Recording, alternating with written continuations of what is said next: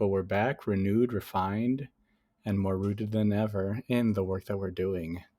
I'm so excited to be back with you, flying solo this time and for the time being.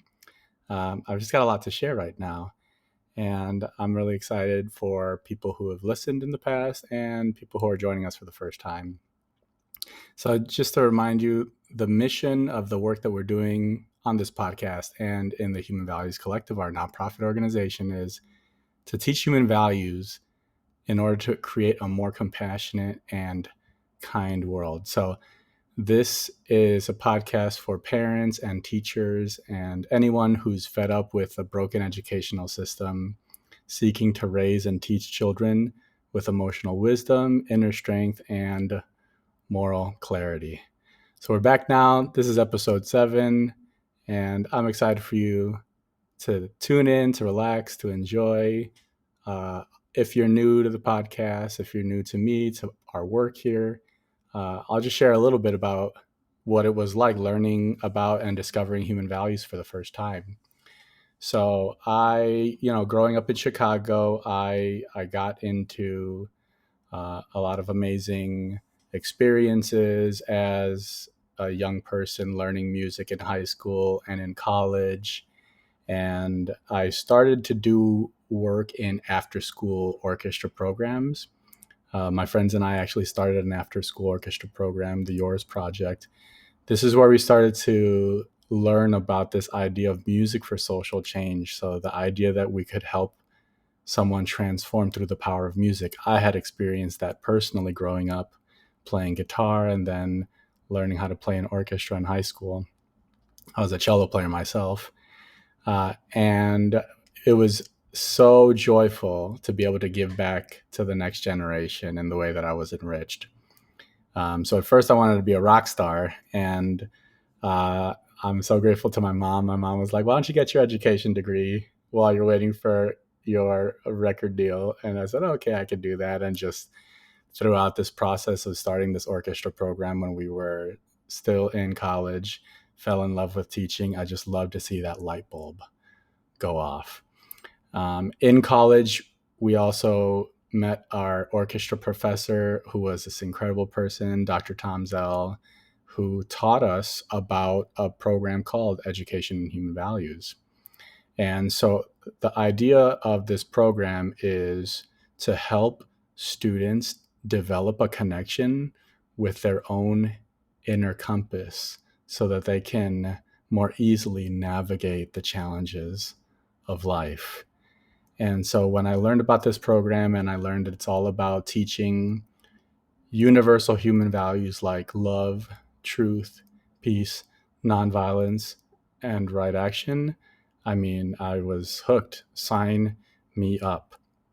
I actually met my wife, Andrea, at a human values workshop that Tom hosted at our university. And Andrea had just come back from internship in Thailand. It's this human values school in Thailand where you're part of this cohort from people all around the world.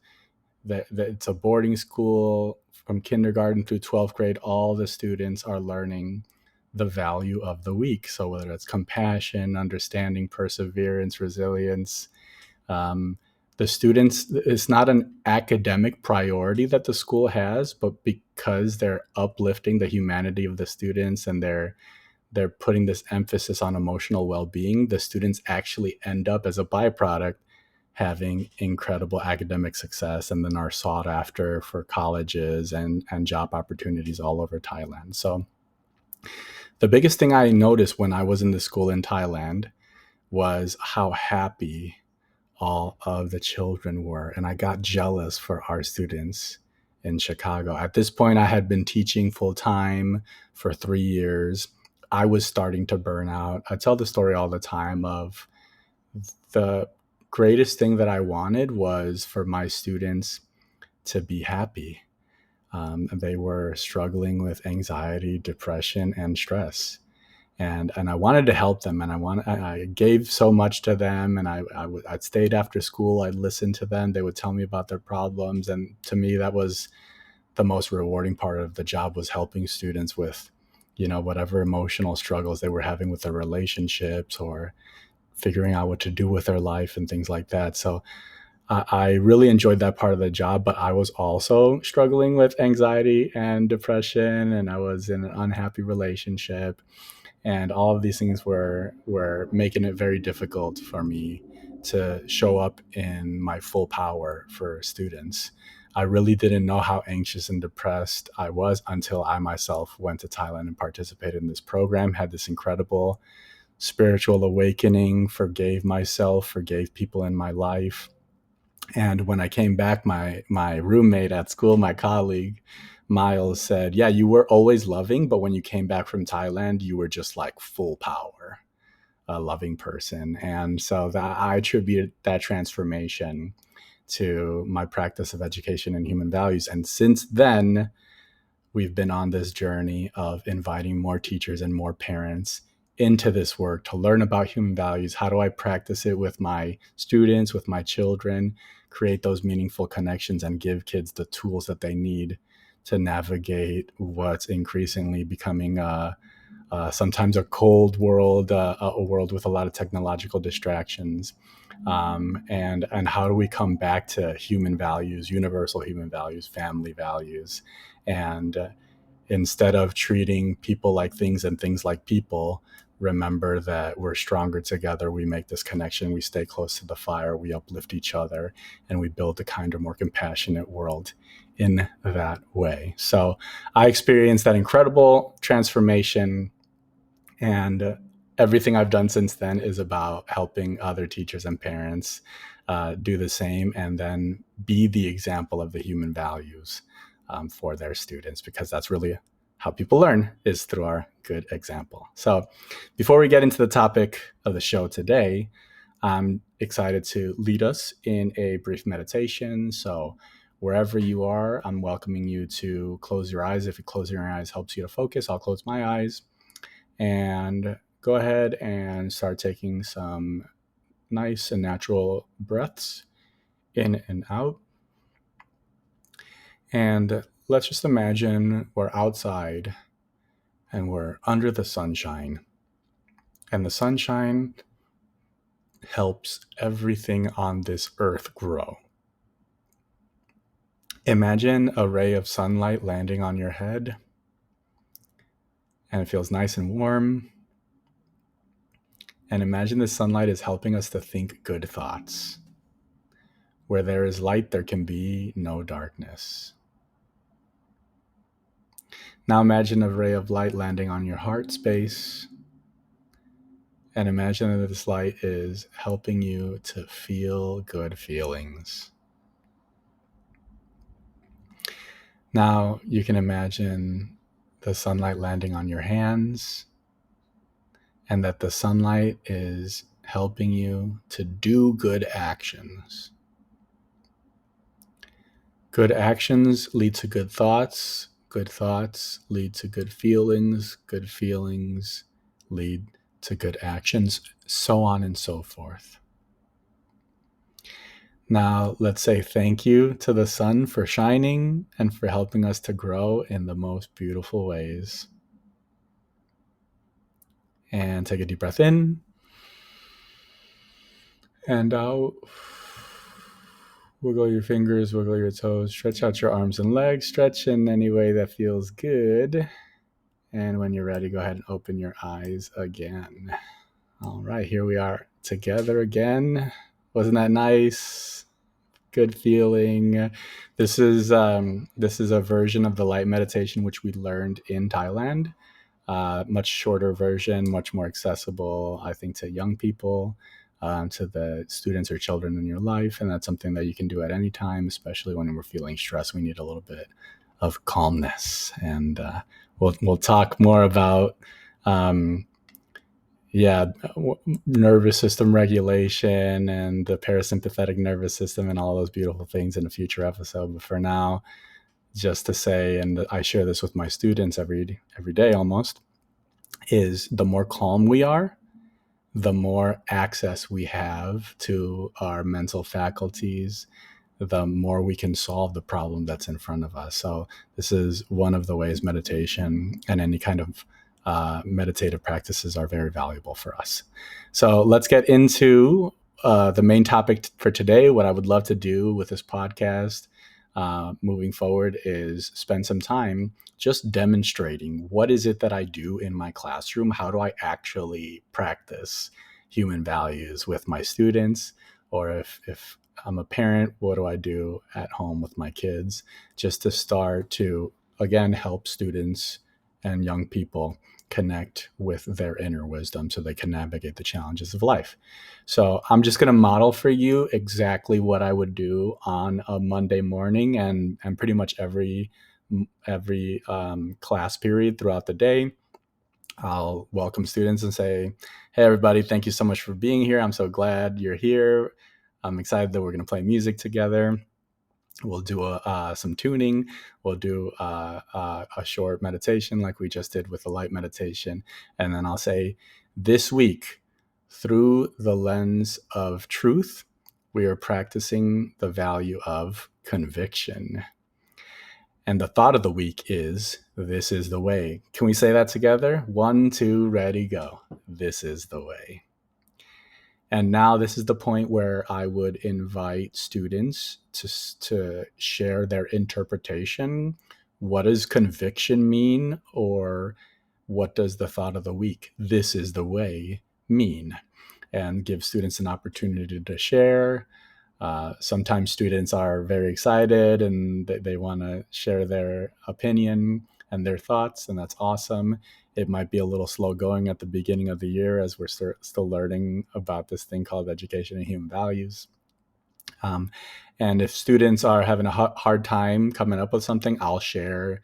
I like to share personal stories from my life. Students are very hungry and thirsty to hear personal stories from adults. They are just trying to figure out what life is. How do I navigate life? So anytime we can share a personal story, we'll talk about later on that story is a very important aspect of this work. It's one of the 5 teaching techniques.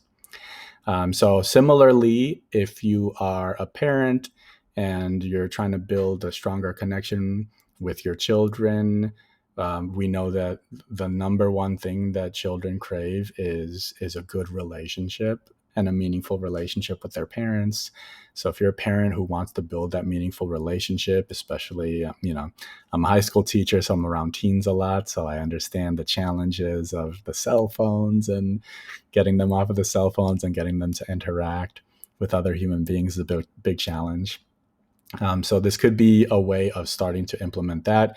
If you're a parent of younger children, hey, even easier. You can start having these conversations. I would say even when they're itty bitty little babies, you know, you and your spouse or your older children, you can be talking about the value of the week in front of them. And even if they can't participate, we're planting seeds. We're never underestimate the power of planting seeds. Um, and eventually they'll join that conversation when they have more language, right? So these are things to bring back this sense of family values, right?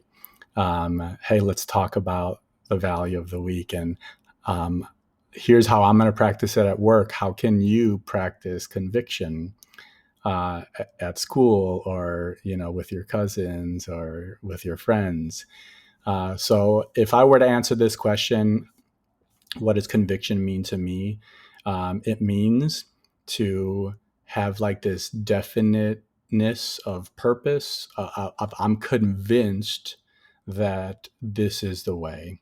I have a conviction. It's a quality that we see in leadership, and I want to point to this fact that there are a lot of leaders in the world right now that aren't necessarily leading humanity in a good direction. They might be manipulating or taking advantage of people, right? And people will follow them because they speak with conviction. They're very sure of what they're saying, but they may not have the best intentions for people. And mind you, some of us more sweet, sensitive souls, these kind-hearted, heart-centered people, are often second guessing ourselves, right? We're second guessing ourselves. We're not, don't have that confidence yet. So this is the invitation, especially if you're a person that cares about other people, wants everyone to be okay, wants to work together to make the world a better place. Uh, um, this is an opportunity for you to practice having conviction and practice saying something like, this is the way. Come on, people, let's go. We're going to do it. This is the way. We're so used to following, and you're going to hear me talk about the education system. It's, as I've seen it now, there are good schools and there are good teachers and good administrators, don't get me wrong, but for the most part, education system as we see it today is not designed for us to be free thinkers, not designed for us to be leaders. It's designed for us to be followers and consumers.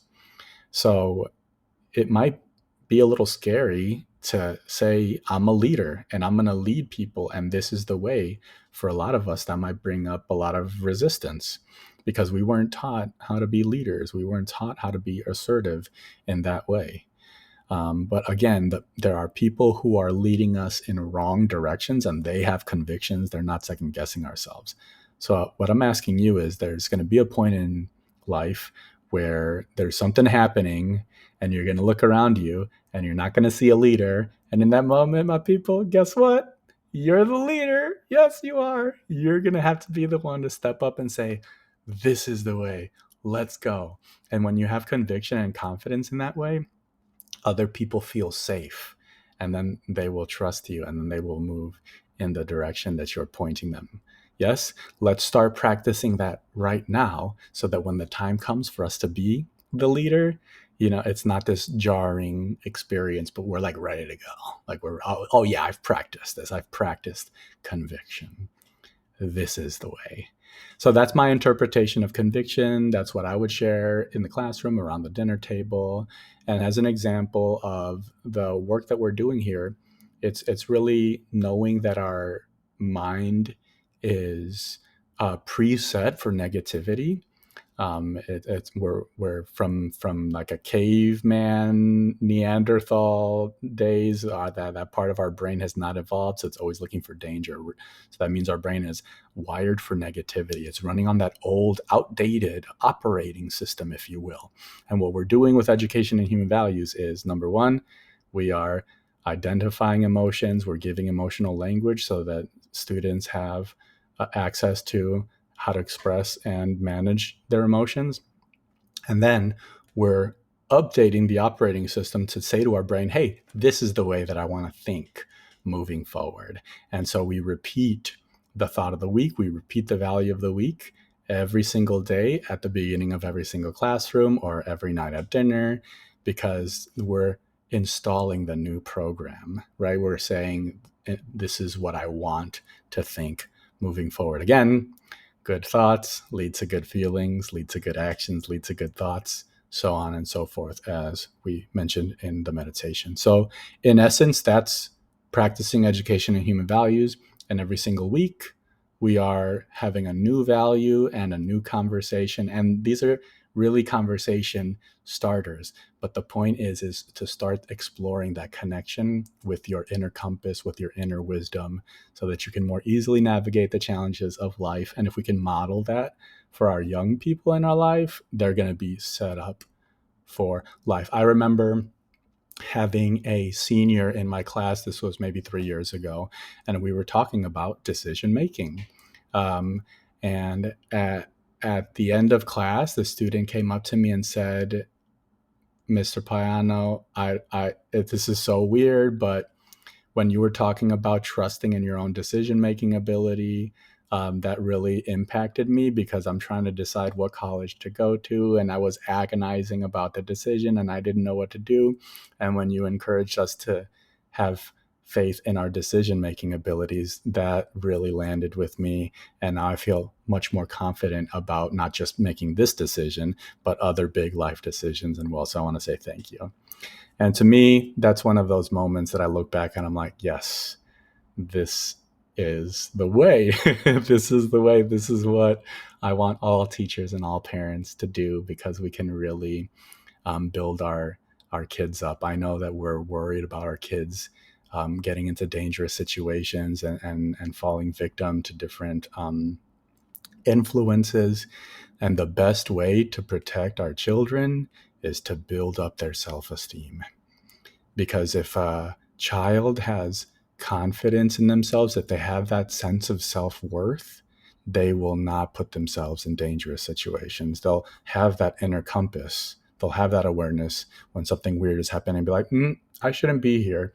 And they'll be able to get to a much safer place. So if we want our kids to be happy, healthy, and safe, we want to build up their self esteem. And these are little seeds that we're planting along the way. But I've seen, as being a teacher for 16 plus years, that little things become big things, and these things really have a way of bearing fruit. Especially years later, I'll get emails from students saying, hey, thank you so much, like now I'm teaching my daughter. I just got a message on TikTok saying, thank you for Mr. Payano for everything you taught me. Because of you, now I'm seeing my daughter grow up with human values, and it's making such a difference. And so I say this to students all the time, never underestimate the power of your words, your thoughts, and your actions to make a big difference in someone's life. And we lead by example. So good. So this is all really amazing stuff, and I hope you're inspired. I hope you're feeling ready to start having these conversations. Um, I just really believe that we have a huge opportunity as teachers and as parents. We never know the impact of the work that we do in this way, especially helping students to overcome apathy, stress, disconnection. Human values really does feel like the antidote to a lot of those things, because it builds character, it supports children's emotional resilience, and it helps them to create authentic relationships in an age of digital distractions. So I'm just very excited about that. I also shout out to my friend Fadua, who I met in the school in Thailand.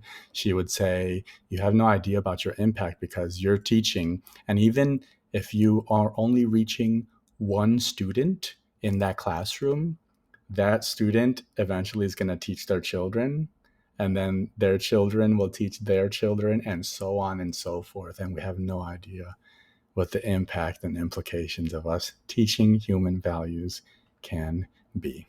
So if you're fired up, if you're excited like me, you know me, I get very excited. I can talk about this stuff forever.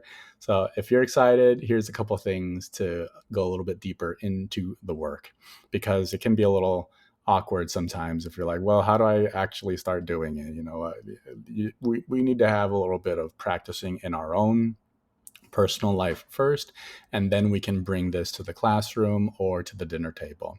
So the first thing to do is to sign up for our Value of the Week email. This is what we started doing about 7 years ago as we started our nonprofit organization, the Human Values Collective.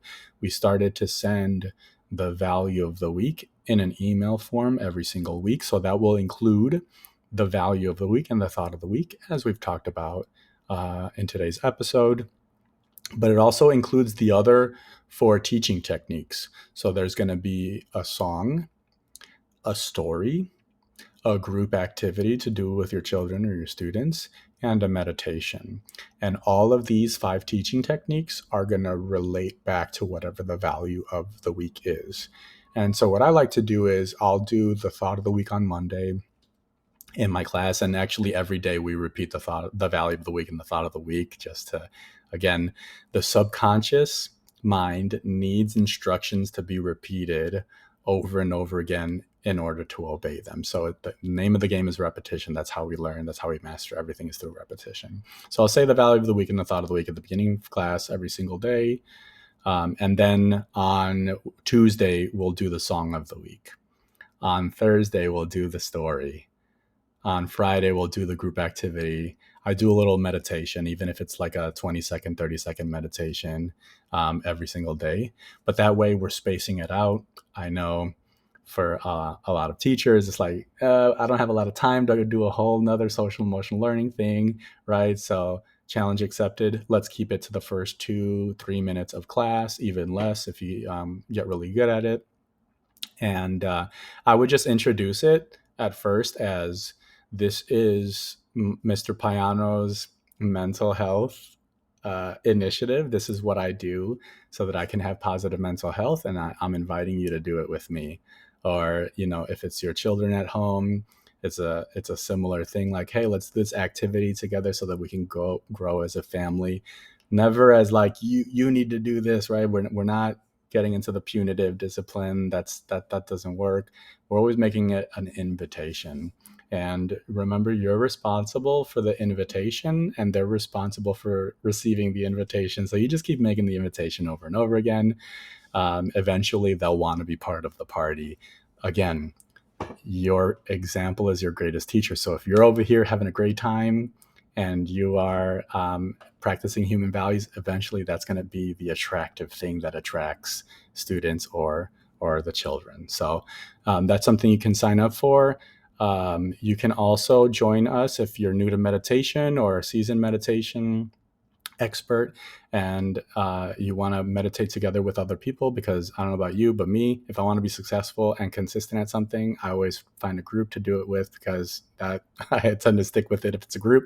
So we have a Sunday night Zoom meditation that meets every week at 8 p.m. on a Sunday, where we do a brief 15-minute meditation, and then we will talk about the value of the week and how we're going to practice it. So that's also free, open to the whole public. And then specifically for teachers, parents are welcome as well. But we're going to be having a webinar on May 22nd. The title of the webinar is Saving Students' Souls, What to Do When Schools Are Broken. So this is going to be a gathering for educators who are ready to lead in a different way their students, because the way we're doing education now clearly is not working. When we're uplifting and prioritizing academic success, and of course I want academic success for my students as well, but the thing is if we have very smart people but we don't have empathy, that's when a lot of hard, terrible, violent things can happen. So my strategy is uplift the emotional intelligence, and the academic success will follow once they feel really good about themselves, once they can deal with their emotions of frustration, because learning is inherently painful, it's inherently stressful, it's inherently a struggle. But if they can persevere past that discomfort of learning, they'll learn anything. So really the name of the game, again, is to help the kids to become resilient, to overcome their emotional upset, to know that they're going to be okay. We want to praise not their good job, but we want to praise their effort. Yes, I love your effort. Keep trying. You're going to get it eventually. And all of that goes a long way to creating eventually healthy and emotionally stable adults, which we definitely want more of. I want to thank everybody so much for listening to this podcast. I'm so happy to be back with you. There's more where that came from. And please continue your support and your encouragement every time I get a message on Instagram or on TikTok. It really goes a long way to inspire me to keep this work going. I know this work is valuable. It's transformed my life. And it's also transformed of the lives of the teachers that are part of our community, part of our membership. And so we're just inviting you to work with us, because as we've said before, our job is to make a kinder, more compassionate world. And we can do that if we work together. So stay close to the fire, keep teaching with the greatest tool you have, your own good example. Love yourself and love the world. We'll see you next time.